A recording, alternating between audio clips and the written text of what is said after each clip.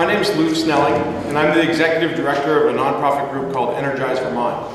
We were founded to advocate for renewable energy solutions that are in harmony with the character of Vermont and the well-being of its people. I'm actually standing in for Ben Luce, who's a professor at Lyndon State College.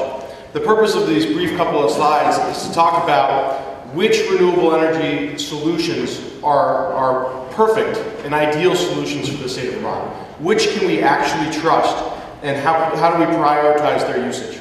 As you know, as has been pointed out quite a bit today, global warming or climate change, whatever you want to call it, is a very real and dire threat. This is temperature abnormalities headed up over about the last 100 years. So very substantial. So one of the ways to do that, of course, is to respond to it, is to wean ourselves off of fossil fuels.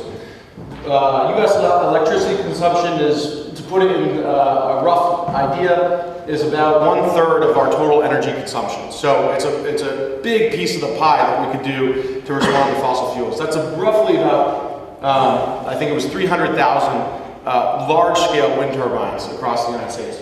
Any sense that energy and conservation is going to be what we need to, and alone, to respond to this challenge is false. We need to go much beyond just energy, conservation, and efficiency. This is Shanghai at night, and you can see that there's always going to be lights out there, right? The other thing that we need to do is any sense that we can do it alone and that we're going to do it perfectly without other people jumping on board as possible. This is China in a sense that they might go and try to solve this problem by generating more rather than less, which is a significant challenge.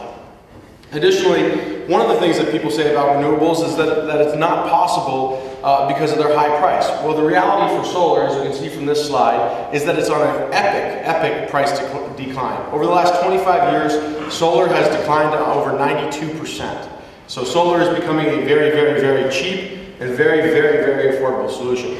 One of the ways that we can prioritize renewables is by looking at those that are very much plentiful in resource, but very low in impact. When you really look at that, and we'll show you the graph in a second, these are really the only technologies that are available to us that are plentiful in resource, but also simultaneously low in impact. One of the reasons for that is, if you look at a lot of the DOE-sponsored studies, you'll see that utility-scale solar PV could be roughly equal to 34 times the total electricity demand in the United States.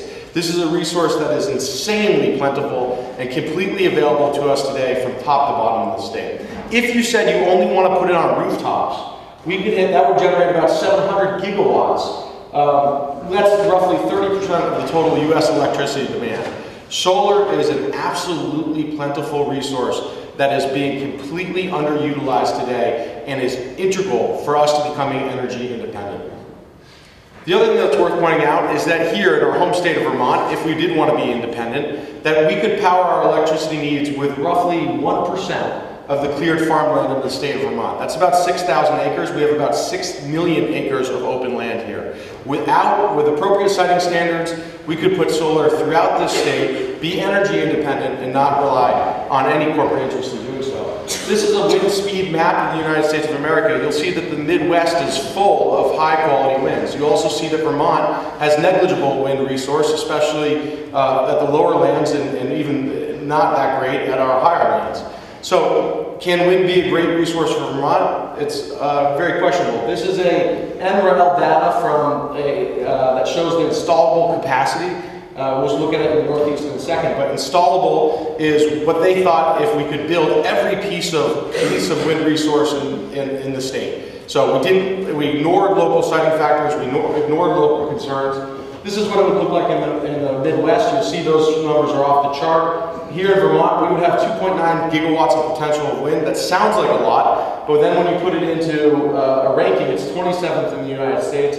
It's also negligible now when you take back into those local siting factors and decide whether it would actually fit in the community or not. Here's again Vermont, 2.9 against some of our neighbors. If you added up the total of the Northeast, you'd look about 52 gigawatts of wind potential, but 50% of that is in the state of New York. And what's really important about this is it sounds like a lot of potential. It seems to be a meaningful amount, but we're talking about building every piece of the wind resource, every high elevation ridgeline, even some lower areas.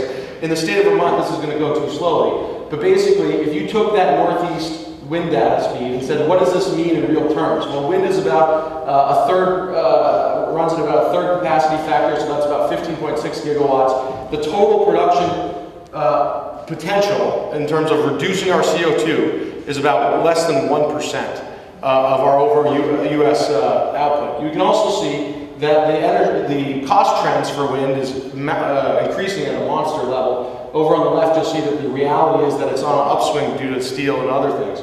So at the same time that you've got this, what seems like an incredible amount of potential or resource, you actually don't, and the price is on the upswing. In addition, not included in those prices is the price of transmission. It's estimated that transmission for utility scale wind in the state would be between $7 billion and $12 billion in ISO New England. So not only is it expensive, not only is the resource weak, it's also highly destructive. You see here that this is a picture of the cuts going on up in the Lowell Mountains, up in the Northeast Kingdom. You can see 40-foot, 50-foot cliffs there that they've blasted into the mountain, fragmenting the habitat and impacting local water supplies. This is a monster, I like the term monster, a huge monstrosity in terms of its impact. You can also see from a renewable perspective that other, such as this as a hydro project, some other renewable energies can also have huge impacts on natural resources. So in the end, you have to ask yourself, what are the natural resources in a state like this that can actually be prioritized, that can actually help us out? You'll see that there's a sweet spot where renewable energies are both resource large and plentiful and also low in impact. And that sweet spot in this upper hand corner here, that's basically almost all solar. It's a very much a sweet zone. On the lower end, you'll see ridgeline wind power, new big hydro, forest biomass. That's stuff that has a lower resource potential and a huge amount of impact. So we're left asking ourselves, which is the technology that's most likely to fuel our independence? It's solar in the state of Vermont. Thank you.